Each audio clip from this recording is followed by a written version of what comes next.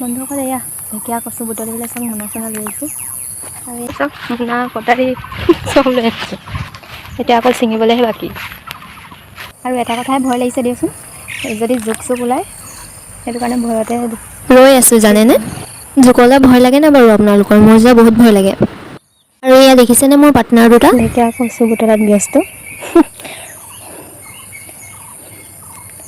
এতিয়া ময়ো লাগি যাওঁ, কটাৰী চটাৰী চব লৈ আহিছোঁ।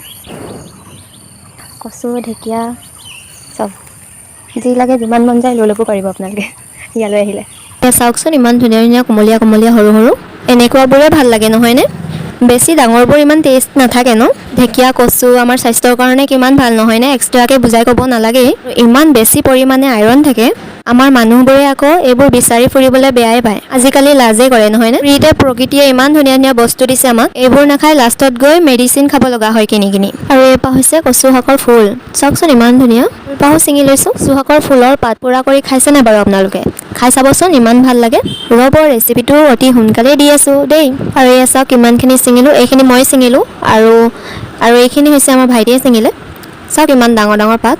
তাক কোমলীয়া কোমলীয়া কচু ছিঙিবলৈ ক'লোঁ, সি আকৌ চাওক এনেকুৱাখিনি ছিঙিলে। যেইকি নহওক এয়া এতিয়া গৈ আছোঁ তৰা গাছ বিচাৰিবলৈ। এয়া ৱালখনৰ ভিতৰত আছে, বাহিৰত নাই, সেইকাৰণে উঠি গৈছোঁ আৰু যেনে তেনে।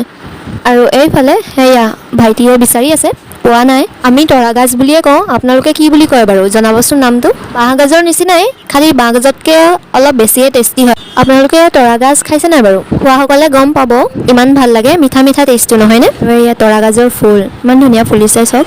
ইয়াত তৰা গাজে নাই, এডালো বিচাৰি নাপালোঁ জানেনে। আৰু এডোখৰ জেগা আছে, সেয়ে আমি তালৈকে গৈ আছোঁ।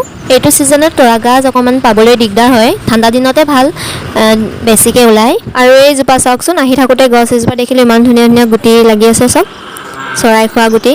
ময়ো খাই চাওঁ বুলি ভাবিলোঁ, খাই চালোঁ, এনেকুৱা ফাৰ্ষ্টে মিঠাই লাগিলে, তাৰপিছত এনেকুৱা তিতা, যি টিবোৰ খাই দিছোঁ ওপৰলৈ যাম চাগে ঠিক নাই।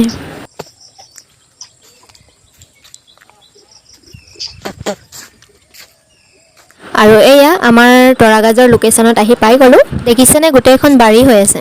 ইয়াত পাইছোঁ বাৰু, কিন্তু ইমানো নাই, পানী হৈ গৈছে যে গোটেই, সেইকাৰণে পূৰা গুৰিবোৰ হেৰি হৈ গৈছে, টান হৈ গৈছে, উঘালিব পৰা নাই। এয়া 2-3ডালমান উঘালিব পাৰিলে।